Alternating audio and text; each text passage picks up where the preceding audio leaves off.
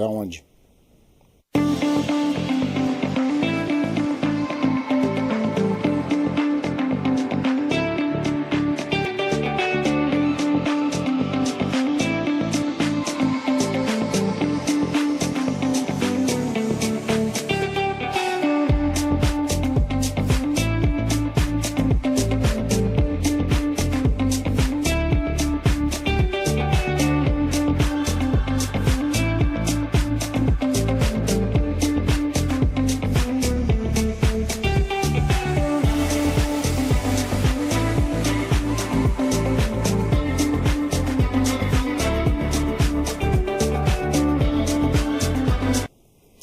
Olá, meus amigos e minhas amigas.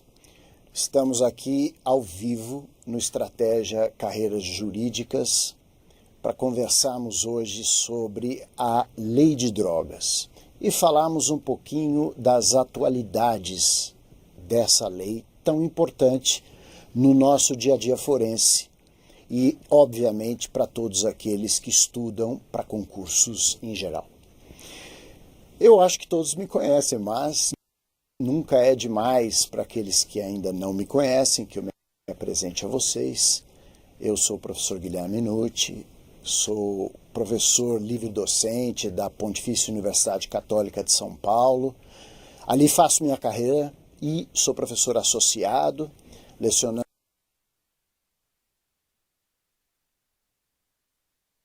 cursos de graduação e pós-graduação, como desembargador no Tribunal de Justiça. Várias obras, ou vamos dizer, troca de ideias, né? Eu vejo que vocês estão aqui já enviando suas mensagens para nós falarmos sobre a lei de drogas em dois enfoques. Logicamente não temos todo um tempo para falar sobre tudo que envolve a lei de drogas, mas vamos falar de dois temas que são os principais. O primeiro deles é em relação ao porte para uso, que é o artigo 28 dessa lei 11.343 de 2006. Depois nós vamos passar a falar do tráfico ilícito de drogas. Então vamos concentrar nesses dois pontos. E, logicamente, vocês sabem que o primeiro deles é, hoje, extremamente relevante. Porque foi nessa semana, né, que o Supremo Tribunal Federal terminou um julgamento que começou em 2015 em relação ao porte de drogas para consumo pessoal.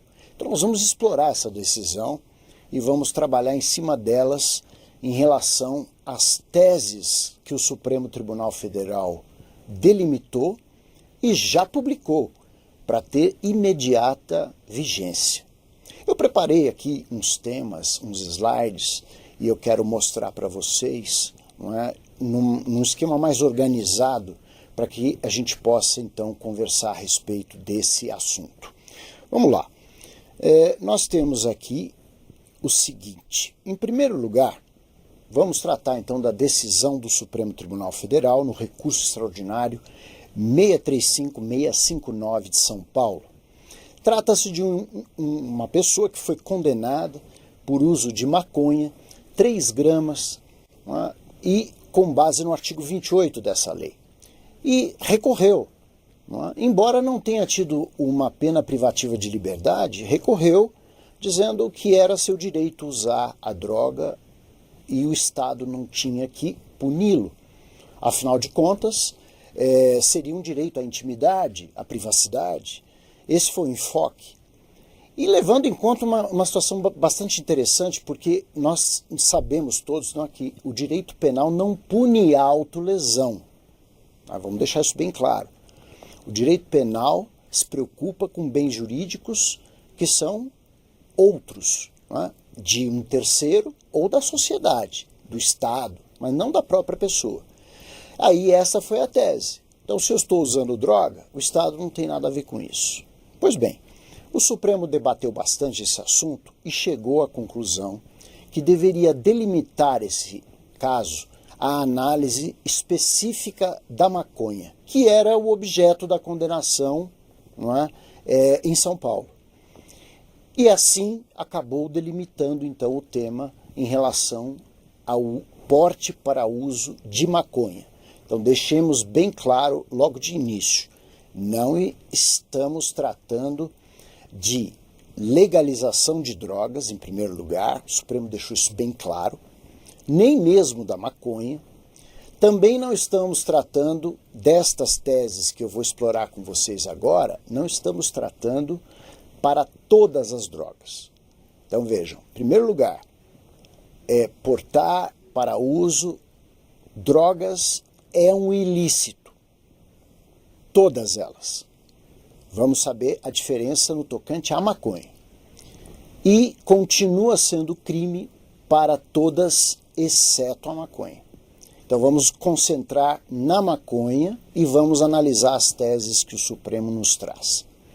Então, em primeiro lugar ali, olha, coloco aqui para vocês, a primeira tese é essa que está aí, vocês devem estar acompanhando. Não comete infração penal quem adquirir, guardar, tiver em depósito, transportar ou trouxer consigo, são os verbos do artigo 28 da Lei de Drogas. Para consumo pessoal, a substância cannabis sativa, que é a maconha, sem prejuízo do reconhecimento da ilicitude extrapenal. Como eu disse para vocês, continua a ser ilícito, não penal, mas extrapenal, portanto de ordem administrativa. Com a apreensão da droga e aplicação de sanções. Quais sanções?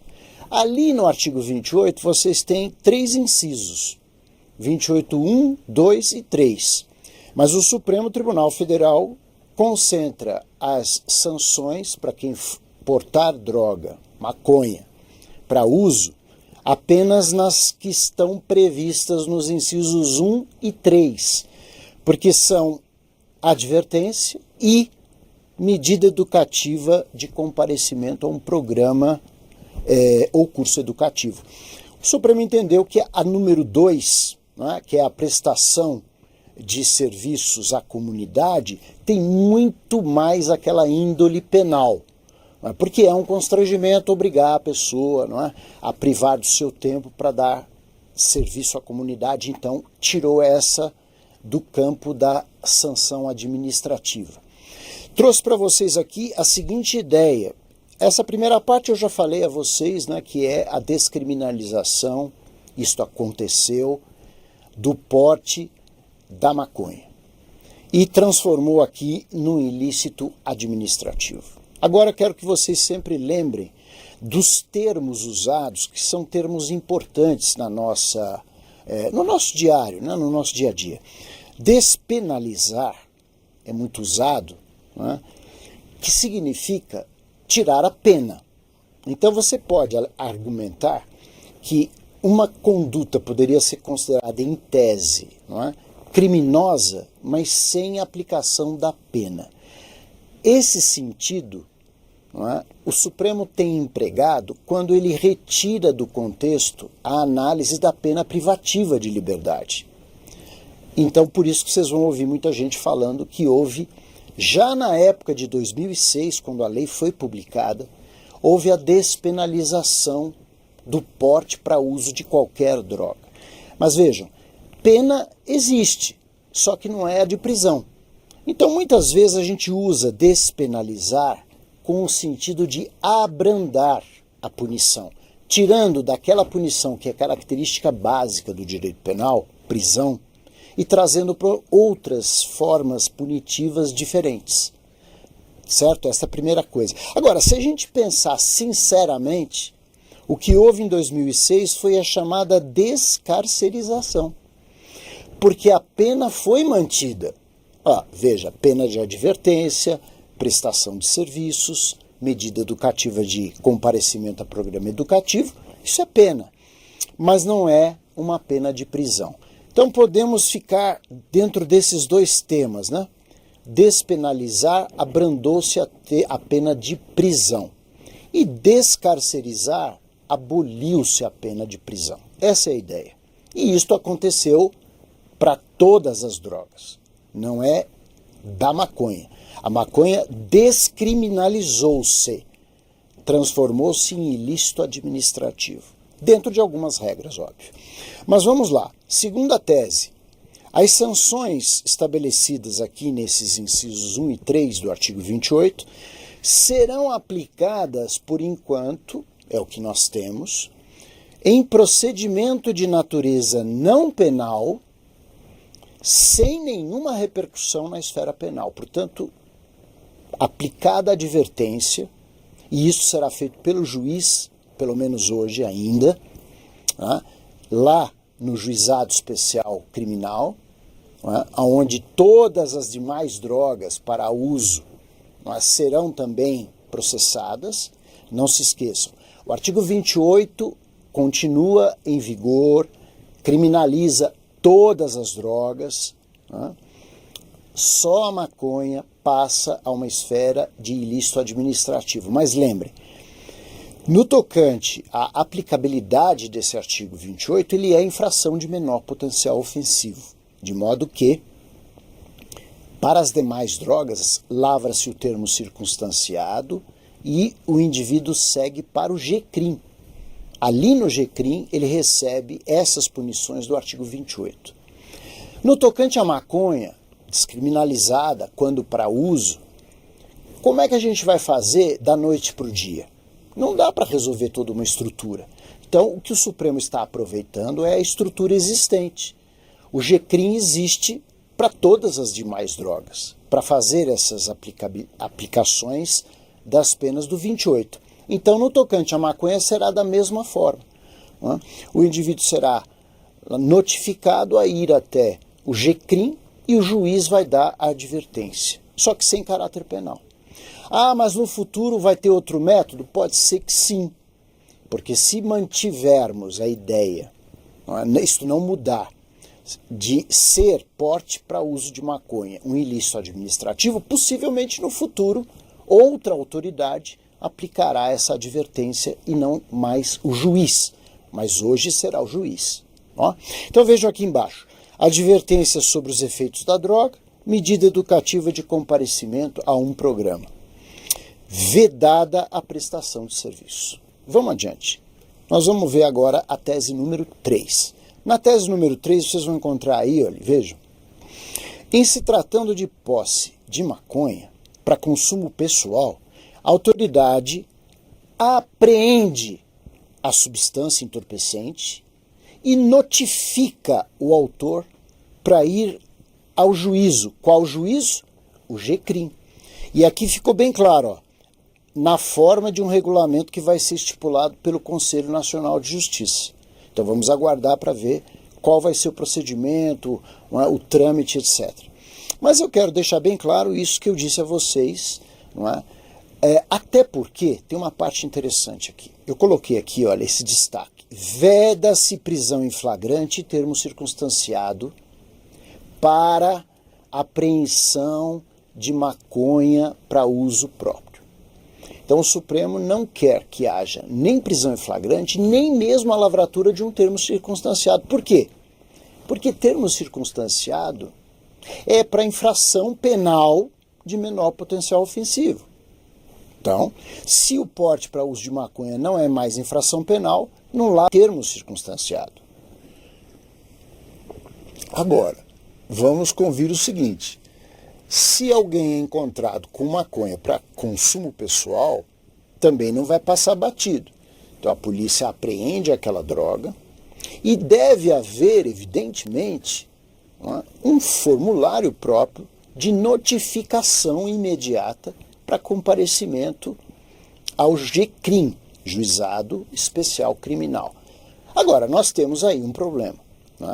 Nós temos um problema, no meio da rua, houve a apreensão, isso é fácil, toma a droga. Agora, e essa notificação? Quem vai expedir? É o policial militar que apreende a droga no meio da rua? Ou ele vai levar esse indivíduo para a delegacia de polícia e a autoridade policial, o delegado, vai dar essa notificação? Mas tem um problema, né? Como é que ele vai levar essa pessoa até a delegacia se ela não quiser ir? Isso daí, meus amigos e minhas amigas, já vem acontecendo. Porque para todas as drogas, o Supremo Tribunal Federal diz, e a lei também diz, óbvio, não cabe prisão em flagrante. Mas, gente, veja, se não cabe prisão em flagrante, a autoridade policial vai fazer o que para o indivíduo sair da rua e ir até o delegado? Teria que ser, no mínimo, uma condução coercitiva, concordam? Para que ele chegue na presença do delegado e o delegado diga a ele, você tem que comparecer ao GCRIM. Só que não tem previsão expressa na lei de condução coercitiva e isso está sendo uma lacuna hoje para todas as drogas, não é só para maconha. Então nós temos um problema duplo aqui. Não é? O que está nessa tese, olha, a apreensão da droga e notificação do autor vai ser feita como? No meio da rua pela autoridade que apreender a droga? Ou vai convidar o indivíduo aí à delegacia e se ele não for? Será conduzido coercitivamente? Ou teremos que criar um procedimento provisório para uma notificação ser dada na presença dele ali, se ele falar não vou à delegacia, não é? E isso acarretar, portanto, um entrave para a notificação. Olha, temos que verificar no caso concreto. Essa é uma decisão que acabou de sair. Então nós vamos ter que sentir como isso vai ser feito, na verdade. Eu levanto hipóteses aqui, olha. Você tem que fazer um auto de apreensão e uma notificação. Aí eu estou vendo até algumas perguntas aí que os colegas estão colocando. O Rafael está perguntando, e se não comparecer no GCRIM? Bom, Rafael, isso daí é o grande problema, né? Por quê? Porque se não comparecer no GCRIM, já tem acontecido isso com as outras drogas. O que você faz? A lei é omissa. E eu tenho dito que, pelo menos, não é preciso condução coercitiva para que se faça cumprir a lei. É o mínimo. Né?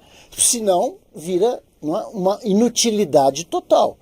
Você notifica o indivíduo aí ao GCRIM, ele não vai. E ninguém faz nada. Então, veja, nós temos que ter um pingo de seriedade. Né? Agora, podemos ver o seguinte, desatendeu, o que a gente faz? Olha as hipóteses que eu estou levantando. Desobediência? Vai punir? Vai levantar um crime? Desatender ordem legal de funcionário público? Pesou. Você não pode dar pena de prisão em caso nenhum para o usuário de droga, e aí não é só o caso da maconha, qualquer um. Como é que você vai processar por desobediência? Aí eu pulo aqui, ó, vou pular aqui o 28, vem para cá, ó. Nenhuma providência são os extremos, né? Também não dá. Eu penso o seguinte, dentro de todas as drogas, qual é o critério? Pegou uma pedra de crack, então é para uso próprio. É crime, mas de infração de menor potencial ofensivo. Apreende a droga, leva para a delegacia e o delegado diz, vai comparecer ao GCRIM. Não compareceu ao GCRIM, olha o que acontece aqui. Aplicamos o artigo 28, parágrafo 6º. O juiz intima esse indivíduo a receber agora, ir até o juízo para receber uma admoestação verbal. Eu sei que muitos vão falar, professor, mas qual é a diferença de advertir e admoestar? Sinceramente, basicamente nenhuma. A advertência seria sobre os efeitos da droga. A admoestação verbal seria, você vai receber, entre aspas aqui, né, uma bronca do juiz porque você não foi lá receber a advertência sobre os efeitos da droga.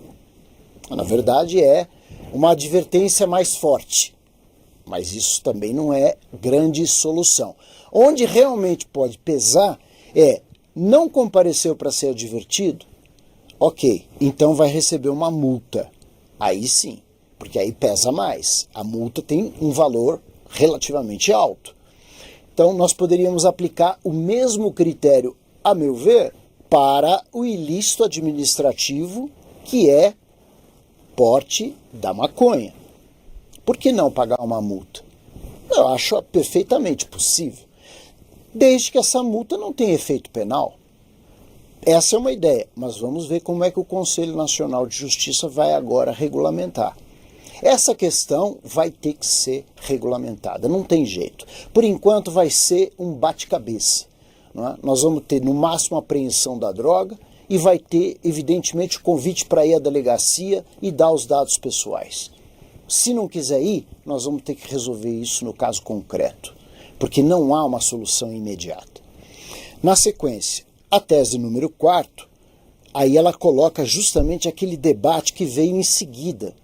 Depois que se formou maioria no Supremo Tribunal Federal para descriminalizar a maconha, não é?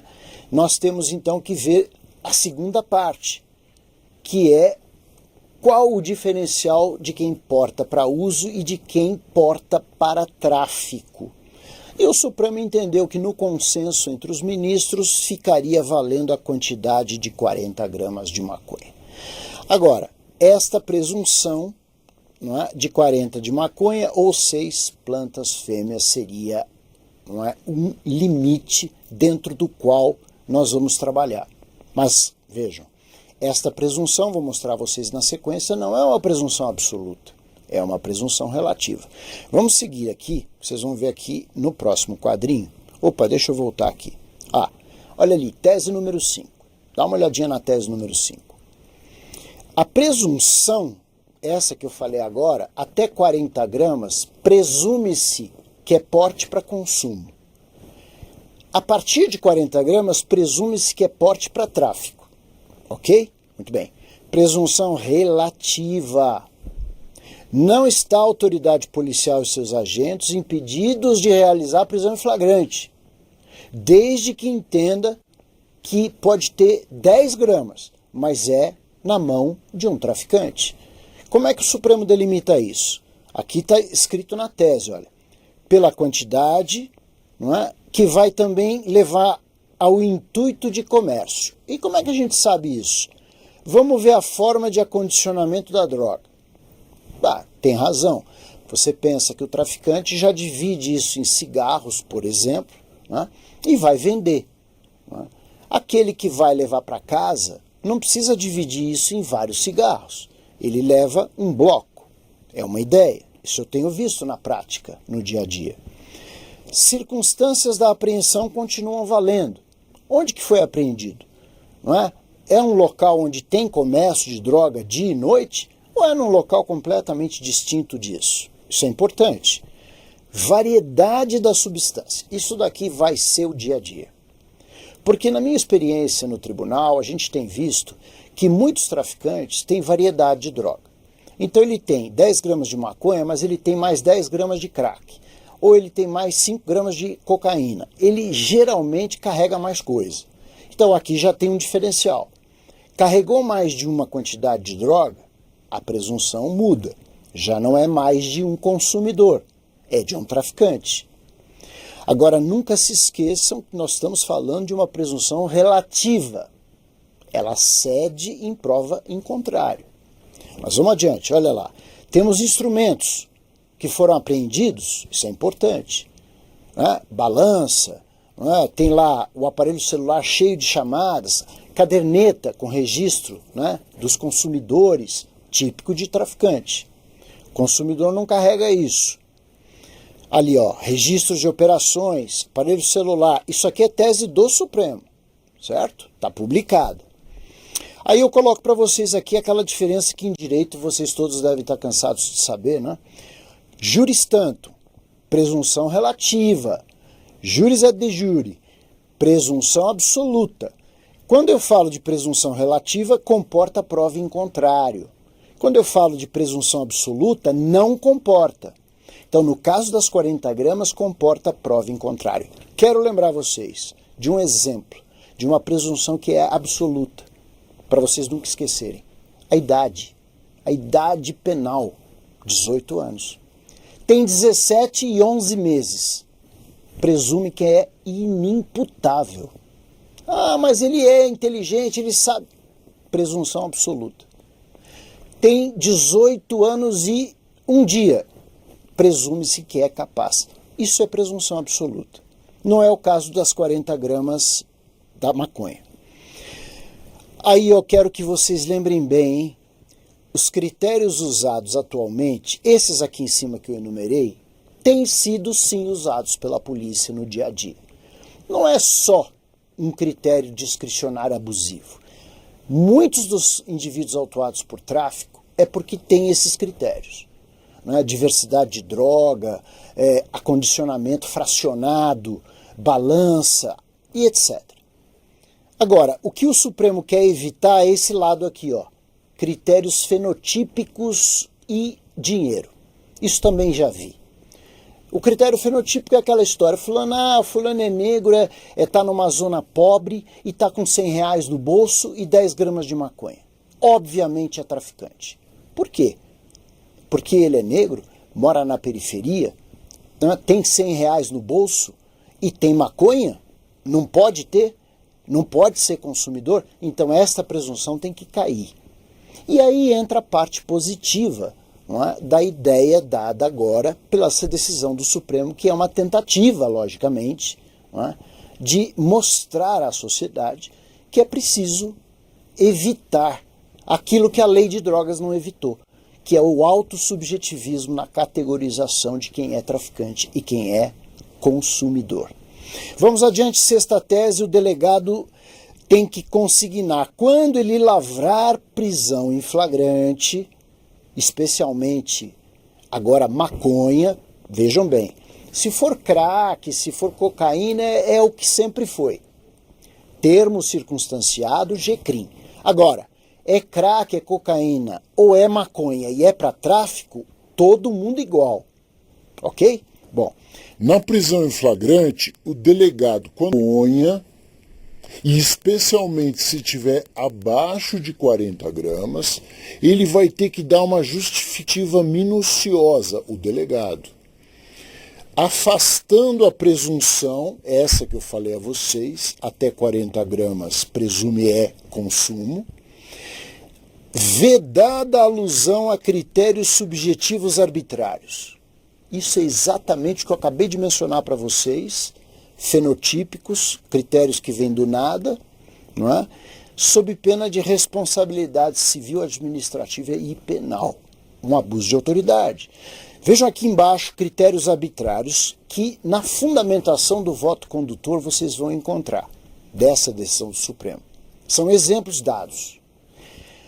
Intuição e experiência policial. Já cansei de ver isso também. Ouvindo ali o policial que apreendeu, ele fala, não, minha experiência diz que fulano é traficante. Isso é difícil de aceitar, né? Porque você não tem base nenhuma para isso. Base que eu digo objetiva. E aí tem nervosismo, atitude suspeita, viu a viatura, virou as costas, saiu correndo. Tem que ter cuidado, porque não necessariamente é um traficante. E tem a hipótese levantada também da história da denúncia anônima, isso daí está sendo realmente um problemão. Como é que você apreendeu aqui um indivíduo com 10 gramas de maconha e autuou como traficante? Porque teve uma denúncia anônima que diz que ele é traficante. Isso aí é difícil, né? Porque como é que você prova denúncia anônima? Então vamos adiante, gente. Sétima tese. Já estamos chegando até a oitava, né? Então vamos lá.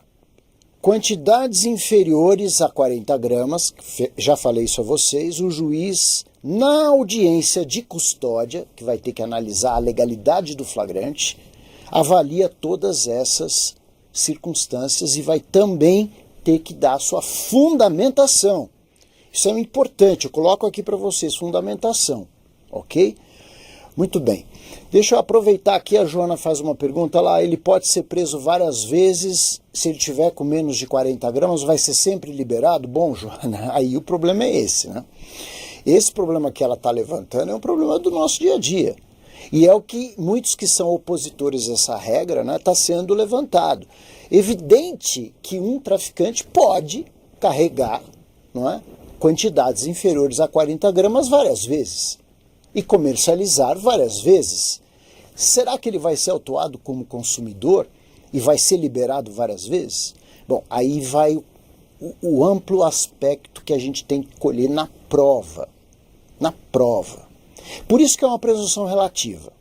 Por isso que é. Vejam, se você tem uma investigação policial, depoimentos dos policiais, no sentido, eu já vi isso também, eu já vi uma vez formar uma campana em torno de um ponto de droga, eles filmaram, tiveram a cautela, os policiais, de filmar o entra e sai da casa das pessoas. né? Aí, obviamente, a coisa vai ficando escancarada, não é? Se você pega aquele indivíduo, né, que está na esquina passando toda hora droga, droga, droga, ah, mas agora aprendi com 5 gramas de maconha. Bom, mas eu tenho toda uma filmagem de comércio. Então, veja, ele não vai ser liberado, ele vai ser autuado e é autuado como traficante. Agora, eu não vou dizer a vocês, né, que não será impossível que algum consumidor, não é, seja confundido com o traficante e o traficante com o consumidor. Isto vai acontecer, gente, mas isso faz parte da vida também. Não dá para você ter uma regra perfeita. Ali estou vendo o Felipe levanta... Não, é o Rodrigo. O Rodrigo falou do 41 gramas, libera? Não, veja bem, Rodrigo, não é que vai liberar. Você tem que ter a prova. A partir de 40 gramas, presume-se ser traficante, mas não necessariamente. Pode ser consumidor, né? Você tem que ver o quadro total. Esse é o objetivo de uma quantidade. Lembre-se. Presunção relativa. Depende de prova, mas pelo menos tem uma quantidade. Eu tenho defendido nas minhas obras que é preciso esse parâmetro. Nós já chegamos na exaustão. Não dá mais para critério só do achismo. Então, pelo menos uma quantidade dá um alicerce para você começar a discussão. Eu não acho ruim, acho válido, não é? E nós temos que contar com esse tipo de situação. O direito é complicado, vocês sabem disso. Interpretar fatos é muito difícil. Mas a gente está nessa vida, né? Nós temos que partilhar desse conhecimento e temos que ter critérios. Perfeição não vai existir de jeito nenhum. Vamos adiante, a tese número 8, quantidades superiores não impede o próprio juiz, olha bem, de considerar a conduta atípica, ou seja, não é infração penal. Então eu tenho mais de 40 gramas num caso, fulano tem 50 gramas, mas no cômputo geral é um consumidor. O juiz fala não é ilícito penal e simplesmente o absolve se ele já estiver sendo processado, por exemplo. Certo? Muito bem, gente. Essa primeira parte, não é, ainda tem uma situação específica que eu quero mostrar a vocês, que é o seguinte. Critérios. Isso aqui é um problemão. Porque vejam, olha o que o parágrafo 2º do artigo 28 enumera como critérios hoje, na lei, para você diferenciar traficante de usuário. E aí, para todos que estão aí acompanhando, não é um problema só da maconha. Isso que eu estou mostrando a vocês agora é um problema de todas as drogas.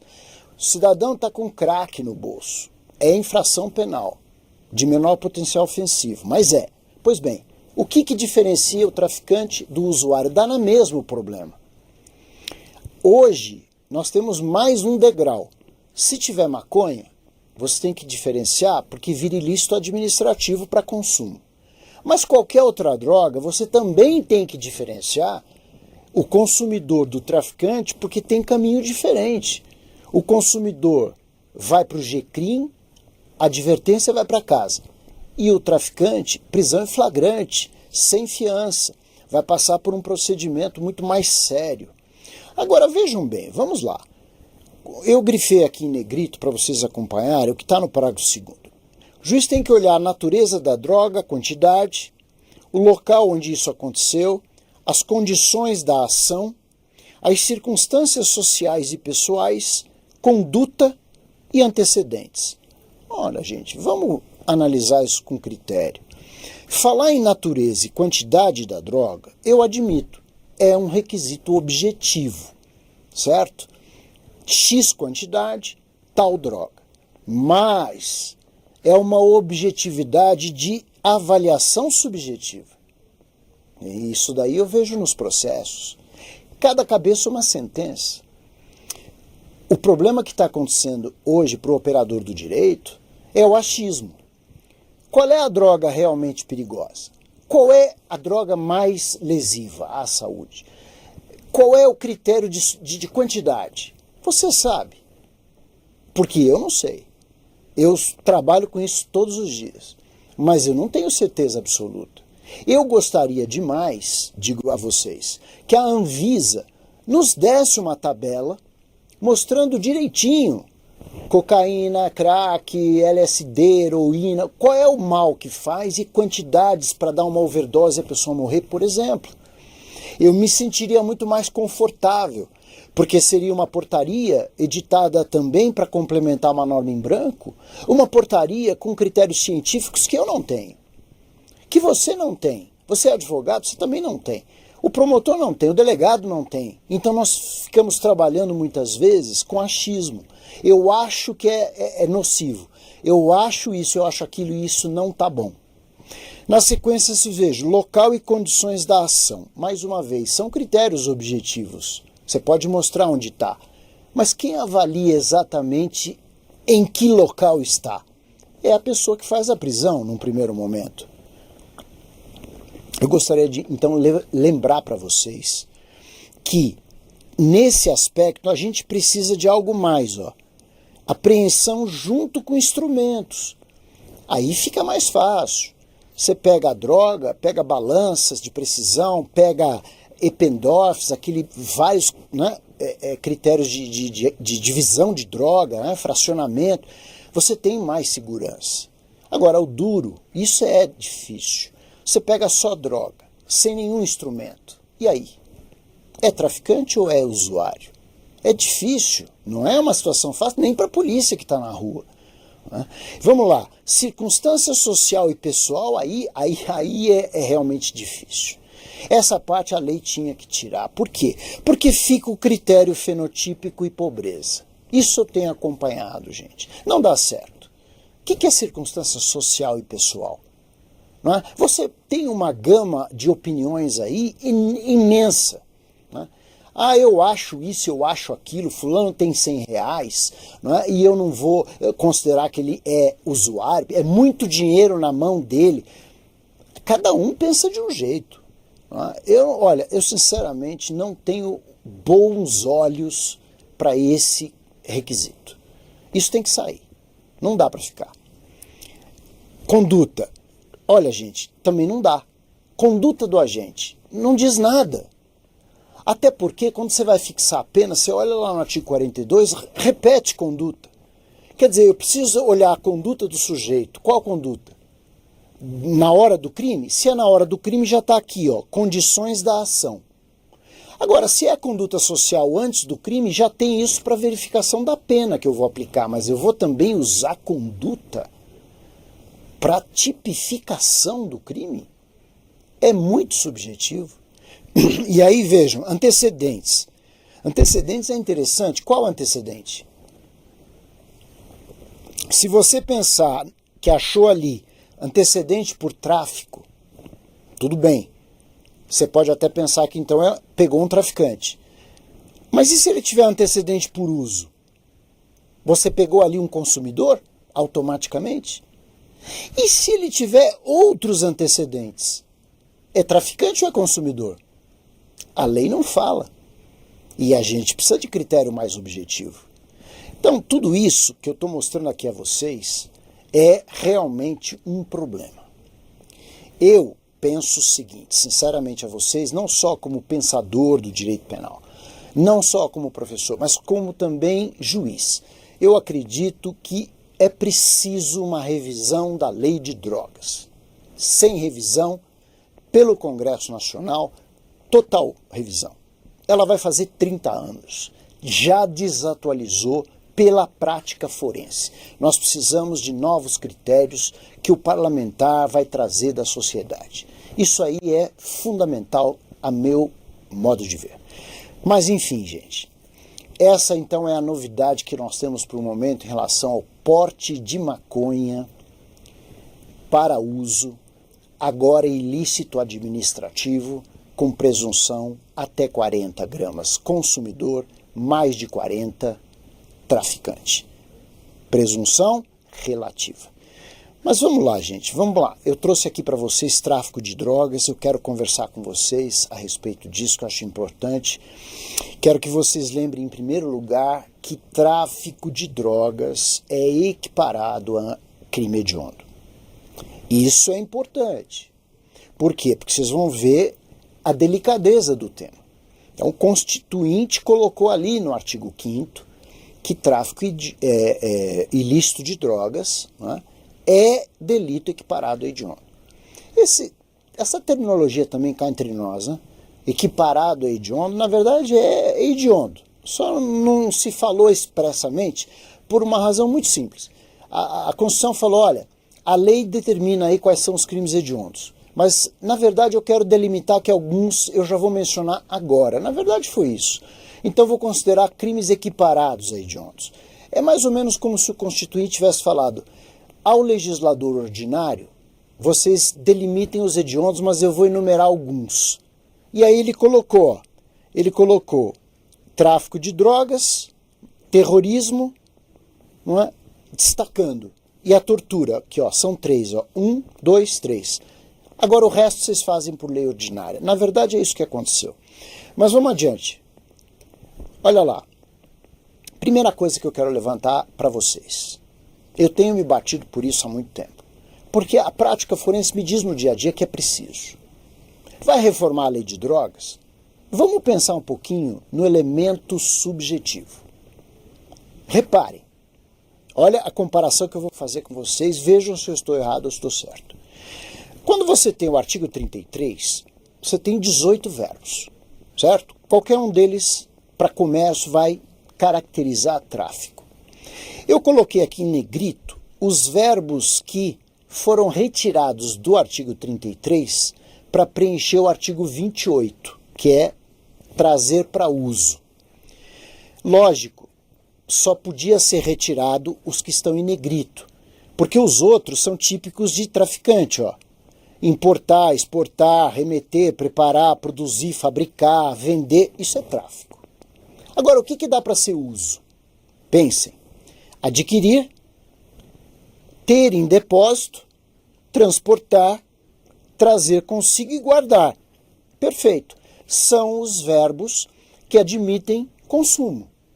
Então, eles foram colocados no artigo 28. Olha eles aqui embaixo. Certo? Pois bem. Agora, reparem o que eu coloco aí em destaque no vermelho aqui, olha. Vocês repararam no detalhe?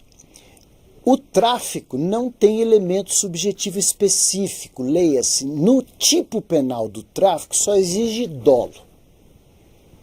Dolo de vender maconha. Dolo de trazer consigo crack. Ponto.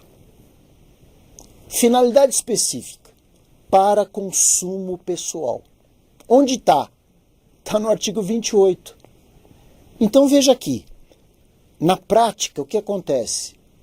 Quem tem que provar o tipo mais brando? Quem tem que provar que é consumidor e não traficante quando esses verbos forem preenchidos? Adquirir, ter em depósito, transportar, trazer e guardar. É o traficante? Não, é o usuário. Está errado isso? Óbvio. Por que está errado? Porque o que acontece na prática é uma pessoa encontrada trazendo consigo qualquer droga. Ela fala, eu sou usuário. O policial não acredita, leva ela presa como traficante. Por quê? Porque depois em juízo vem o órgão da acusação e diz: olha, eu provei que ela trazia crack. Agora cabe a ela provar que é para consumo pessoal, como está no artigo 28. Perceberam que você faz, na essência, a transferência do ônus da prova para o consumidor, quando devia ser o contrário? Se você trouxer consigo uma pedra, 2 pedras de crack, e a acusação não demonstrar que é para tráfico, então presume-se que você é usuário. A minha cabeça funciona assim. A tese favorável à defesa não tem que provar nada. Quem tem que provar é a acusação, penso eu. Eu sei que alguns vão me dizer, já ouvi, professor, não é bem assim. Não é porque está aqui no artigo 28 para consumo pessoal, que aqui no 33 não tem que provar o intuito de mercancia. Mas isso você está dizendo para você mesmo. Porque o que eu estou vendo nos autos do processo todos os dias não é isso. O que eu vejo diariamente É o contrário. É a argumentação construída em cima. Tá com droga, não demonstrou que é para uso, então é traficante. Eu estou vendo isso. Se teoricamente você está dizendo que deveria ser provada a comercialização, mesmo não estando estampado no artigo 33, é você que está dizendo. Mas no processo, quem sobra com a bomba na mão é a defesa. Então, eu penso que nós temos que mudar. Tem que colocar o verbo que está aqui no 33 e tem que transferir esse elemento subjetivo aqui para cima. Trazer consigo, adquirir, vender, fazer o que quiser para comércio, com intuito de lucro, para fornecimento gratuito a terceiros. Isso sim. Então aqui está o primeiro problema. Precisa resolver. Na prática não está dando certo essa história de dizer o tráfico também tem que provar. Acontece que se você analisar o tipo penal, não tem que provar nada. Está escrito aqui, trazer consigo droga. Onde que está escrito que você tem que provar o elemento específico? Em lugar nenhum. A gente precisa consertar isso. Na sequência, tem 2 pontos que vocês todos devem estar acompanhando e é preciso prestar atenção. Então, gente, vejam bem. Revista pessoal e invasão de domicílio. Isso aqui é complicado. Por quê? Porque o Supremo Tribunal Federal, em 2015, tomou uma atitude enérgica, que eu acho muito plausível, aliás. Por que alguém vai ser revistado? O que diz o Código de Processo Penal de verdade? Olha lá, eu estou destacando para vocês aqui. Isso aqui é redação muito antiga. Pode ser revistado pessoalmente sem mandado judicial quando houver fundada suspeita de ocultar arma ou objetos que provem a materialidade de um crime. Então, se eu estou andando na rua e alguém fala, mão na cabeça que eu vou te revistar, é a polícia? Eu tenho que perguntar, por quê? E aí o policial vai dizer, porque o senhor está com um volume aqui na cintura que aparentemente é um revólver. Fundada a suspeita. Ele tem o direito de olhar. Agora, estou andando, não tem absolutamente nada. Alguém fala mão na cabeça, por quê? Então, onde está fundada a suspeita? Se você começar a simplesmente fazer revista em todo mundo, então o artigo 240, parágrafo 2º não existe mais. E aí nós temos o grave problema de dizer abuso. Nós temos um direito à intimidade, à privacidade no nosso próprio corpo. Então eu não sou obrigado a ficar sendo revistado. Isso é um problema que o Supremo começou a tomar a seguinte decisão, o Superior Tribunal de Justiça também, diz, olha, você está revistando e encontrou droga, ok, mas foi por acaso. Qual é a fundada suspeita? Então a tua busca foi ilegítima. E aí começou a anular esses casos. Isto é uma realidade que está acontecendo hoje. Aí vejam bem, o outro conexo aí, invasão de domicílio. Olha aqui, invasão de domicílio. O que diz a Constituição no artigo 5º, inciso 11? A casa é asilo inviolável da pessoa. Ninguém vai entrar nela sem ordem judicial durante o dia, hein? Tem essa, hein? Não sei se vocês lembram disso. Com ordem judicial, nem à noite você entra. Com ordem judicial durante o dia. Agora, a qualquer hora do dia e da noite, sem ordem judicial, se houver flagrante delito. Obviamente também desastre, né, e prestação de socorro. Mas vamos concentrar em flagrante delito. O que vinha acontecendo durante muito tempo? Ainda acontece. Invade-se primeiro, pergunta-se depois. Essa tem sido uma realidade triste. E a gente observa em residências humildes. Porque ninguém invade mansão. Eu nunca vi num processo meu, chuta a porta da mansão e entra lá. Não passa nem do jardim. Agora, você chuta barraco com a maior facilidade. Ah, mas ali tem droga. Sim, mas e a inviolabilidade do domicílio? Vale para quem? Como é que você sabe que ali está tendo um flagrante delito? Isso é evidente. Não é? Olhei pelas paredes. Você tem que ter uma fundada suspeita, como tem aqui em cima, para fazer revista pessoal, você tem que ter fundada suspeita para entrar na casa de uma pessoa também. Aí vem a argumentação. Eu sei. Ah, mas ter droga em casa é crime permanente. A consumação se arrasta no tempo, então está sempre em flagrante. Ok. Eu até concordo, evidente, é classificação dos crimes, é crime permanente. Enquanto você tem droga em casa, está se consumando o crime de ter em depósito droga ilícita. O ponto não é esse, gente. O ponto é, como que você sabe que tem um flagrante delito ali dentro?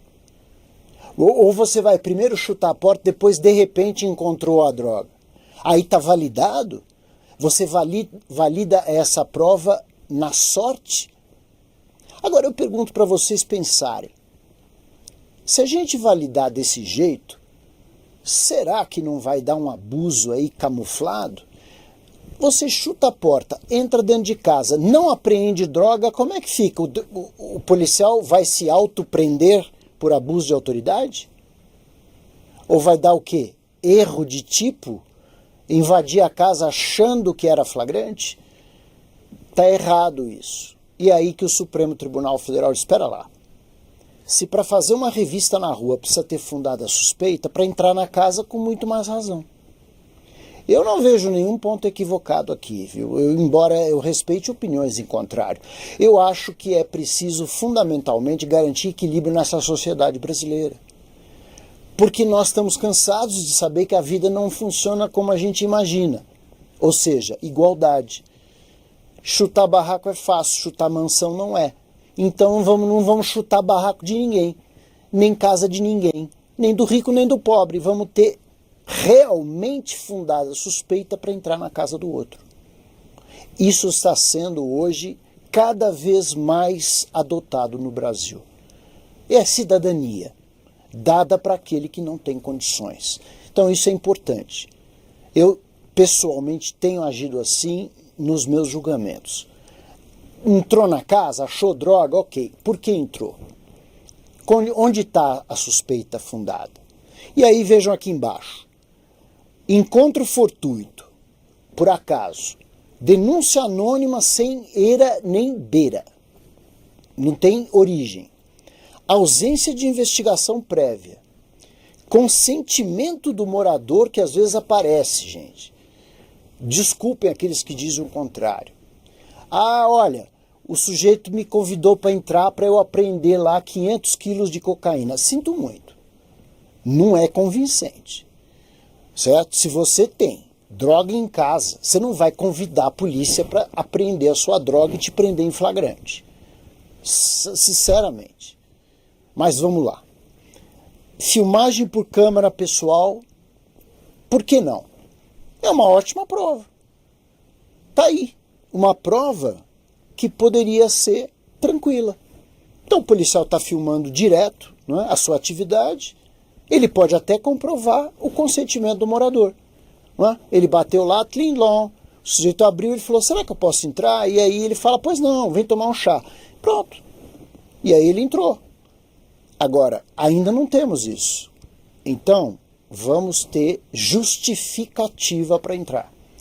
Eu já disse a vocês agora há pouco. Tem filmagem de campana policial. Quer agir direito?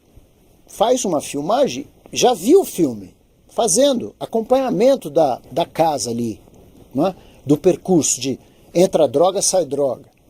Aí houve a invasão e acharam a droga. Prova lícita, fundada suspeita para invadir e encontrou ali dentro. Tá perfeito. Deixa eu ver se eu dou uma atenção aqui para vocês que estão aí fazendo as perguntas. Tem ali uma pergunta se o menor pode autorizar a entrada na residência. Olha, gente, aí também não, né? É preciso que o responsável pela casa autorize, aí não vai. Também não dá. É uma criança, vai falar, pois não, entre, aí a gente vai entrar, não.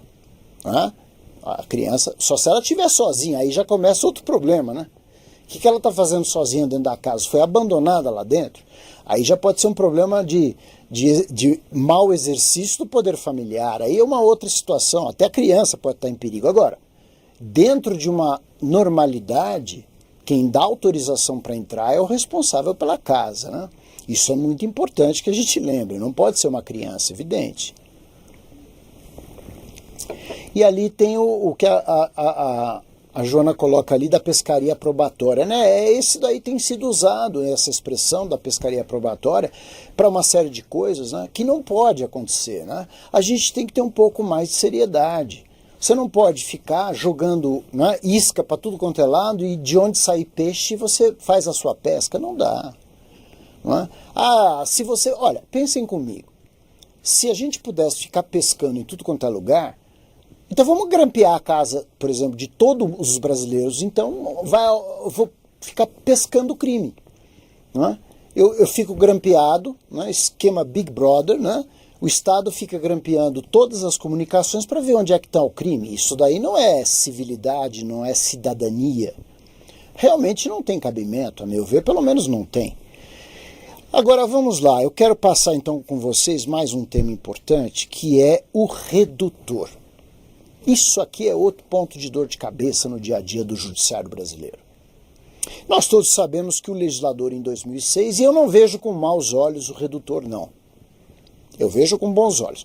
O redutor, na verdade, ele foi uma criação propícia para aquele chamado traficante de primeira viagem. É possível, sim.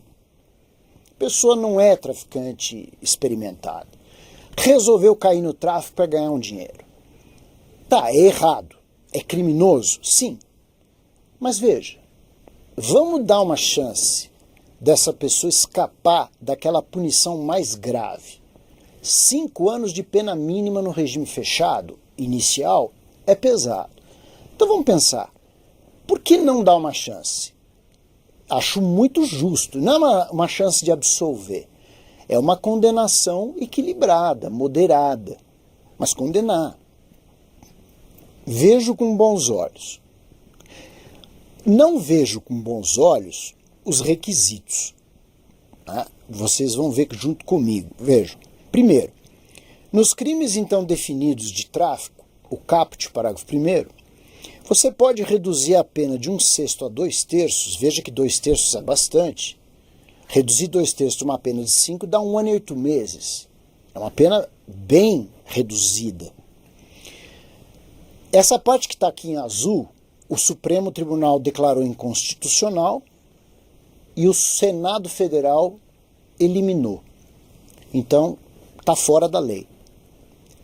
Pode sim haver conversão em pena alternativa.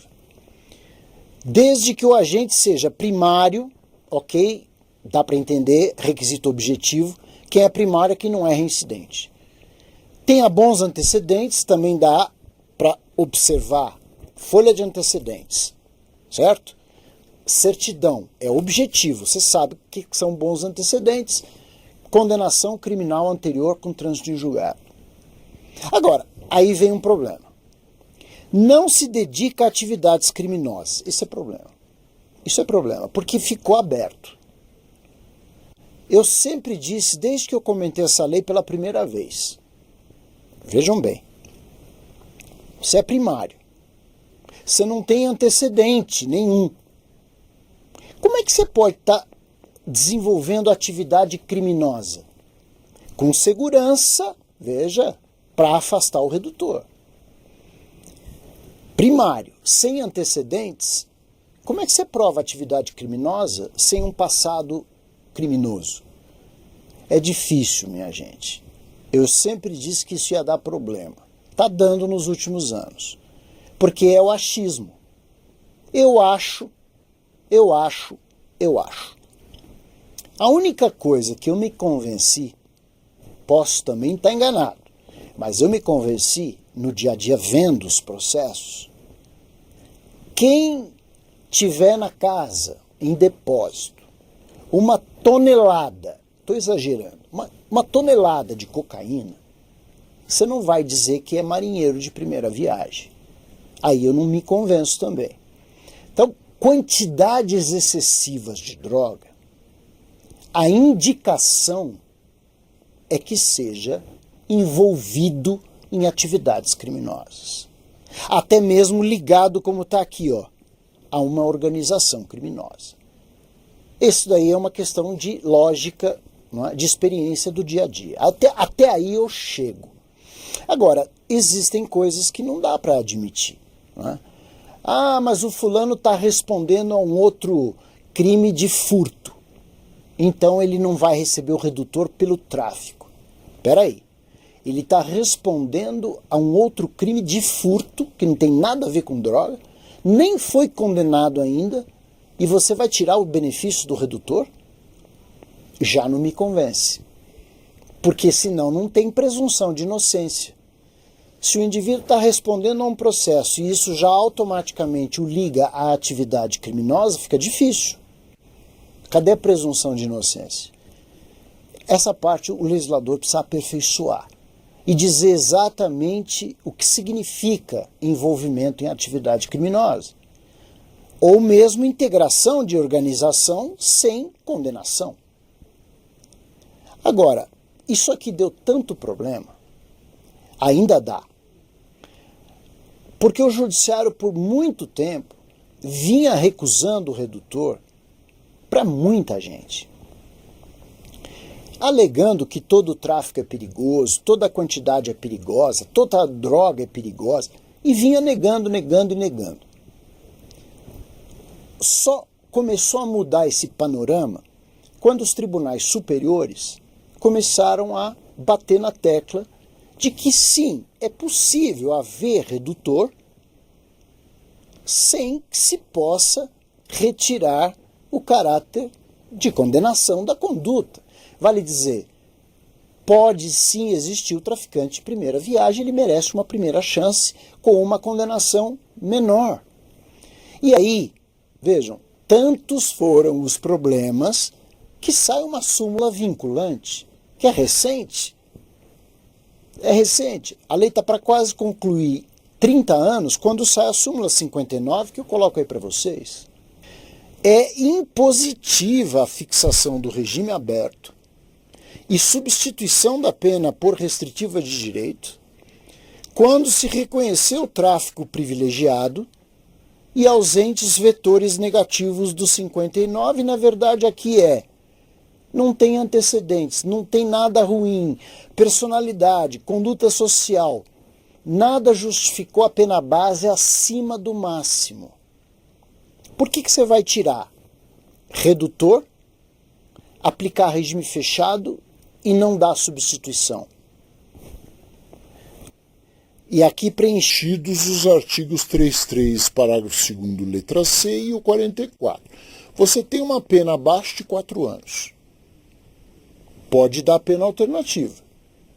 Tráfico não é crime violento. Pode dar pena alternativa. Está dentro do limite para um regime aberto. Menos de 4 anos. Você dá 2 anos, 2 anos e meio, 1 ano e 8 meses, 3 anos. Por que não pode dar regime aberto inicial e transformar em pena alternativa? Por que não? Pode. Pelo critério legal, pode. Então, o que o Supremo fez com a súmula vinculante 59 foi obrigar, porque súmula vinculante tem força de lei, obrigar o judiciário a seguir aquilo que não precisaria de súmula vinculante, que não precisaria nem de lei, porque já está na lei. Você deu regime aberto, é menos de 4, não é crime violento, preenche os requisitos. Ah, mas tráfico é crime horrível. Bom, espera um pouquinho. O ponto não é você achar que é ruim. O ponto é a lei dizer que cabe ou não cabe um benefício. Senão, eu volto a dizer a vocês, o direito penal vira uma caixinha de surpresa. Ou seja, o que eu acho prevalece e o que eu acho não é importante como juiz. Eu tenho que seguir a lei. E lógico, a interpretação da lei me cabe.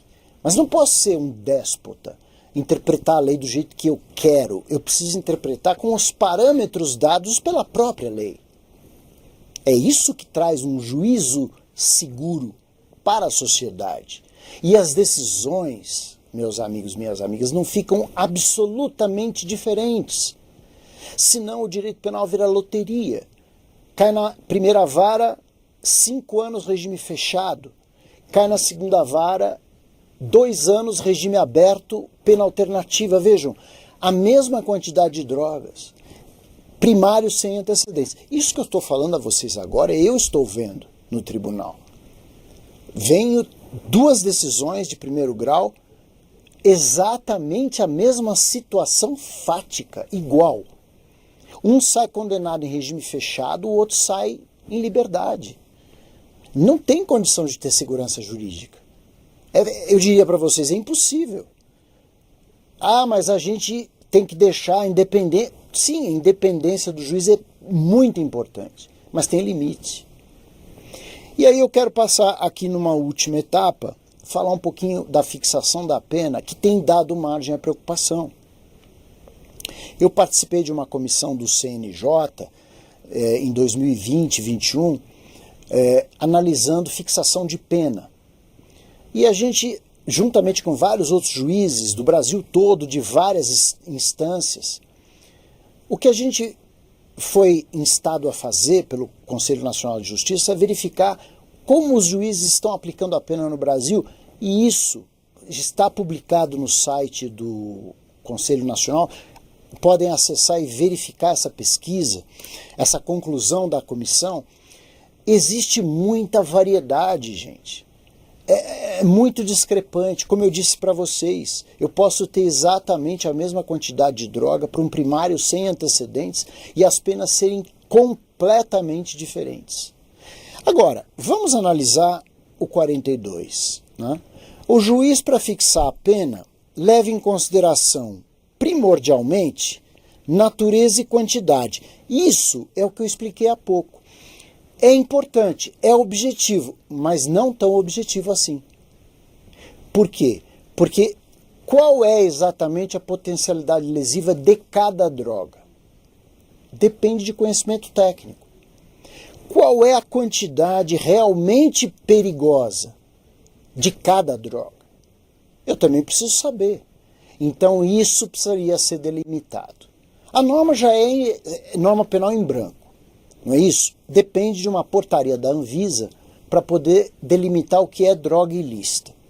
Custa fazer mais uma portaria delimitando natureza e quantidade, mostrando um parâmetro? Eu acho fundamental. Depois você tem personalidade e conduta social, que é extremamente vago. Isso dá problema desde sempre, né, na esfera da justiça criminal. Então eu digo a vocês, está na hora da gente mudar esse tipo de análise, para que as penas se tornem um pouquinho mais equânimes, equilibradas. Na verdade, a gente precisa agir nessa vida com bom senso. Né? Ninguém tem, eu acredito, né, ninguém tem a chave, né, da verdade, ninguém tem nenhum padrão, né, que possa dizer, isso daqui eu tenho certeza. Ninguém é dono da verdade, óbvio. Todos nós temos que lutar um pouquinho, né, por um padrão, né, lutar um pouquinho por uma interpretação racional, por alguma coisa que nos dê segurança. Então, o que eu vejo, sinceramente digo a vocês, é que a gente precisa, na lei de drogas, de uma reforma. Nós precisamos parar um pouquinho, pensar com mais critério, com mais segurança, e contar, lógico, com a boa vontade do legislador a nos ajudar. A gente precisa que o parlamento revise a lei de drogas. Eu sou partidário dessa ideia, porque é ali que vão nascer as melhores ideias, né? Vindas dos parlamentares de todas as searas. Né? Se não tivermos essa ajuda, o judiciário fica de mãos atadas muitas vezes, com esses requisitos que vocês estão vendo aí, que não são requisitos perfeitos, são muito abertos, e as decisões ficam extremamente diferenciadas. Então é isso que eu queria colocar para vocês, né?